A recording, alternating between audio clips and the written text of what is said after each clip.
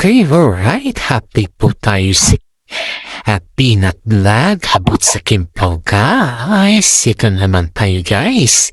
Patok na patok talaga ang kaganapan ng Kimpaw sa ngayon, guys. Kasi nag-viral po yung isang post na isang netizen kung saan ay nakita sila Paolo Avellino at saka si Kim Chiu spotted sa Europe.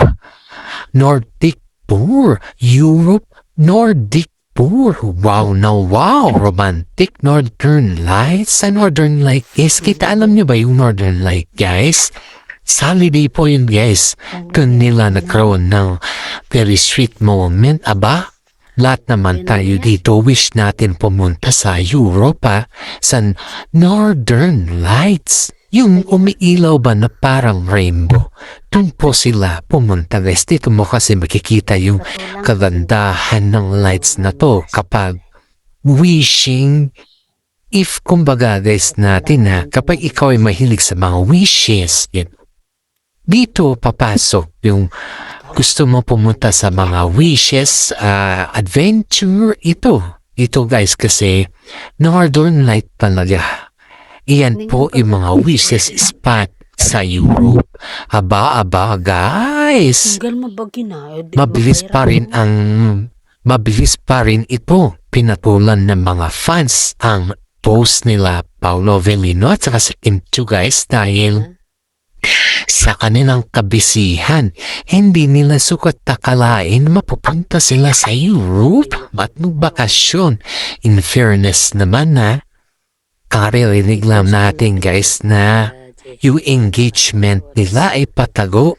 Sa ngayon naman, sa Europe na naman ang destination nila, guys. Aba, napakasarap sa pakiramdam na segue na yung dalawa. Alam naman nila yung tinatawag na cooperation sa mga fans. Pero in fairness naman sa bookingan factor na mga to, guys, hindi naman nila sinasabi. Pero may nakahalata, guys, dun sa ginagamit ni Kim Chiu na sing-sing. Haba, in fairness naman kay Kim Chiu, doon to depensa naman. Di naman niya inaamin kung anong kaganapan or anong sukat yung kamay ni Kim Chiu. Pero in fairness naman na, nag-joke si Vice Ganda na, aba, ang cute naman ang daliri mo, anong sukat mo? Diba, nakakatawa naman dito, guys, kasi napansin kasi nila, guys, before sila pumunta sa Europe, may taping pa kasi yung showtime. That's the time na, sabi nga dito sa ating legit na sources, guys, na nung nabisita si Paolo Avellino sa showtime, guys, napansin nila yung mga kamay ni Kim Chiu, guys, na may kumikotita ba? May lights, may star sa kamay ni Kim Chiu. Ayun pala yung sing-sing. Aba, hindi natin alam, guys, yung couple ring or engagement ring or a wedding ring. Pero sabi nga nila, guys, lahat ng sing-sing may kahulugan. Kaya nung nakita ni Vice Ganda at pinuri lang yung kamay ni Kim Chiu, sabi maganda yung kanyang kamay, yun pala yung pinapahiwatig ni Vice Ganda, guys, ay engaged na sila.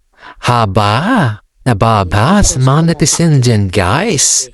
Lahat naman tayo dito ay kinikilig na naman sa ating ayud. And after that, guys, ang napansin din ng mga netizen, mga staff, yung kamay ni Kim Chiu, hindi na, kumbaga, guys, is biglang iniba ni Kim Chiu yung usapan. Pero dun sa usapan na yun, guys, marami din mga tao ang nagtatanong bakit hindi pa umaamin si Kim Chiu.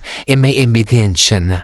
Aba si Paolo, nung bumisita sa showtime, guys, binubuli siya na, alam mo na, para umamin, epic ba? Yun yung pambubuli ng mga staff kay Paolo Avellino. Pero hindi naman ito umamin. Natutuwa lang siya, tawang-tawa lang siya. Ewan lang natin kung bakit tawang-tawa lang siya sa ganon or something na there's something fishy. Aba, kaya ito, guys? Hindi naman natin alam po talaga kung ano yung kanila aamin na ba. Ayun yung ating yun yung ating aabangan, guys, kasi ito sa Northern Light sila pumunta. Ibig sabihin guys, hindi ka naman pupunta dun kung wala ka namang purpose eh. It's just a celebration sa kanilang engagement. Ayun pa yung purpose dito guys. Pero hindi lang naman nila sinasabi kasi nga ang daming isyong nakapatong kay Kim Chiu sa ngayon at lalo't may hula pa si Kim Chiu sa ngayon guys. May hula pa si Kim Chiu sa ngayon guys na alam mo yung hula niya guys ay mag-iingat daw siya sa kanya mga kaibigan o tinuturing na kaibigan kasi hindi nga alam po sino yung talagang kaibigan niya o sino sa kanila talaga yung tinuturing na kaibigan na mga ahas sa kanya guys. Marami naman din ang senang nasasabi guys na mag-ingat talaga si Kim Chiu kasi may mga hula talaga na totoo at may mga hula naman talaga na hindi naman totoo guys. Pero in fairness naman dito, alam naman din natin kung ano yung mga katotohanan. Kasi marami kasi naiinggit kay Kim Chiu guys, lalot siya ay sikat, lalot ang ganda ng kanyang mga project, at lalo marami din siyang mga ina-endorse or kumbaga guys is nasa kanya na talaga, nakafocus talaga kay Kim Chiu lahat yung mga blessing guys. Kaya ito yung sinasabi ng mga karamihan na deserve naman nila Paolo Avellino at saka si Kim Chiu na magbakasyon dahil nga kahit hindi sila yung very updated sa kanyang sokmed kasi matagal nang nananahimik yung dalawa sa sokmed kasi pansinin ninyo yung kanilang mga post, mga previous post, hindi na yung mga updated post yung ganda lang ginagawa kasi yung mga dati pa nilang post ba, yun guys, yun yung kanilang mga pinopost. Pero in fairness sabi nga ng mga netizen dito guys na kahit man lang daw isang picture or dalawang picture man lang sa kanila ay yung makita lang ba na yung magkasama sila ay masaya na yung mga netizen or mga Kim Pao fans. Kasi nga alam nyo yung napapasaya talaga sa Kim Pao fans guys is yung kahit chismis man yan na magkasama sila ay at least na-update mo yung mga fans. Kaya marami din mga netizen guys ang sasabi na they deserve to take vacation in a Europe or so whatsoever country. Pero sa ganun naman guys, hindi naman sila makakaramdam ng boring lalo't yung kanilang trabaho. Balik sa trabaho ay sobra na yung kanilang trabaho. In fairness naman ay nakasubaybay na rin yung mga ibang tao sa kanila guys, lalo niwan lamang kaibigan. Dahil nakita naman nila yung effort ng dalawa. Nakita rin nila kung kaano nila pinaglaban yung kanilang relasyon guys. Lalo't ang daming naging issues. You know guys sa kanilang relasyon kasi si Paolo Avellino kasi ang ini-issue nila sa kanya this is yung anak niyang si Aki. May anak na si Paolo, si Kim Chiu dalaga pa. Paano naman na yung pamilya ni Kim Chiu, magugustuhan ba si Paolo kasi half. Alam nyo na kapag half ka kasi, parang yung parents mo mag-decide dyan. Ewan ko lang guys kung that's very true kasi normal kasi guys, normally ganun talaga yung nangyayari yung parents mo talaga yung nag-decide lalo't pag ibang lahi ka.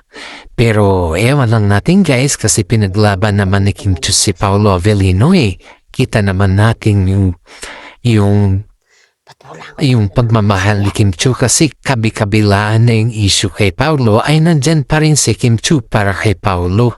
Diba? Kaya wala naman tayong magiging wala naman tayong masamang tinapay dyan kasi tayo nga kung sakaling gano'n naman yung sistema, nakita mo naman na pinapaglaban ka ng babae, ba't mo naman bibitawan kung sakali, di ba? Mga issues na yun bang wala namang katotohanan at ginawa lang na issue para ikaw ay yung bang maging bala sa lahat para mag-viral sila or something like that. It's not, hindi yan importante. Kaya nga sabi ni Paolo Avellino na, ba't ko naman siya bibitawan? Kita ko naman ang sakripisyo niya sa aming relasyon. Yun guys, si mga napabiliban nila kay Paolo Avellino guys kasi dahil ang daming putik na binato kay Paolo Avellino habang sila ni Kim Chiu, habang kumbaga guys, yung nag-uumpisa pa lang sila.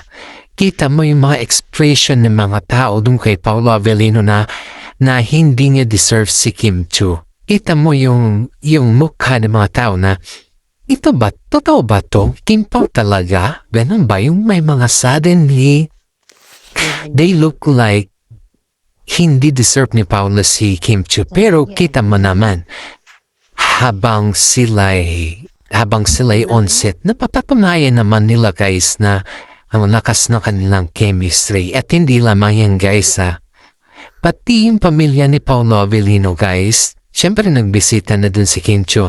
Tignan mo yung pang-welcome nila kay Kim Chiu dun. Hindi mo sukat akalain na ganun yung pang-welcome nila kay Kim Chiu. Yung as in na welcome, as in na alam nila na deserve naman ni Kim Chiu na i-welcome siya ng ganun kasi mahal na mahal siya ni Paolo. Hindi ka naman ibibisita o hindi ka naman bumibisita sa isang bahay ng lalaki or makita or makilala yung pamilya ng isang lalaki kung ikaw naman ay hindi ka ready at hindi ka nakapag-decide. Kasi syempre guys, kung bisita lang naman yan na mamisita, mamasyal, okay lang. Pero yung kikilalanin mo na talaga yung from roots to head na sinasabi natin, aba syempre, ikaw ay gusto mo na talaga at ready ka na dun. Kasi hindi ka naman gagawa ng mga bagay-bagay na hindi mo alam kung paano reserbahin. Diba guys, maraming mga netizen dito ang nasasabi na sa tagal nila Kim Chiu at saka si Yan Lim guys, sa tagal nila sa relasyon nilang yan guys, si Paolo Avellino lang yung I don't know if si Yan Lim give engagement kay Kim Chiu or pinasa lang na si Kim Chiu kasi kung wala pa namang sing-sing si Kim Chiu wala pa naman akong nakitang sing-sing niya even do sa lahat. Pero nung naging sila ni Paolo Avellino, may mga sing-sing na rin siya na ginagamit. Pero nung sila ni si Yan Lim, ewan ko lang guys, wala tayong napapansin at saka wala din na nasabi mo. Kasi pag may bagong napansin kay Kim Chiu, lalo yung kanyang daliri. Kasi syempre sa Showtime, pag sa Showtime yan, kung ano yung napapansin lalo sa daliri, ayun na yun. Lalabas at nalabas yan. Pajuk ng hepe. Pero I think walang napansin ang ka-host niya sa Showtime kasi wala namang lumabas na issues na may gamit na si Kim Chiu na sing-sing. Pero sa kanila ni Paolo Avellino guys, may ilang taon pa lang sila, kita mo yung progress. Kita mo rin yung nangyari. Kita mo rin yung kabaitan ni Paolo Avellino. At higit sa lahat guys is tinanggap ni Kim Chiu si Paolo even though may anak siya. Kaya deserve nilang dalawa na mamasyal para sa ganun is maging happy naman sila guys. At bago natin tapusin yung ating YouTube channel guys, ang gusto ko lamang pong batiin or shout out yung mga fans natin dyan na mga senior citizen. Mga senior citizen na nasa ibang bansa at sa kanyang mga nanonood sa ating YouTube channel guys. Paki-like and share naman po yung ating YouTube channel. Paki-update na din po. So higit sa lahat po guys is tapusin po ninyo yung ating updates at saka yung ating vlog. Huwag po tayo mag-skip. Always think positive po because ang pagiging positive ay nakakabuti po yan sa ating everyday life. Maraming salamat at God bless po sa ating lahat.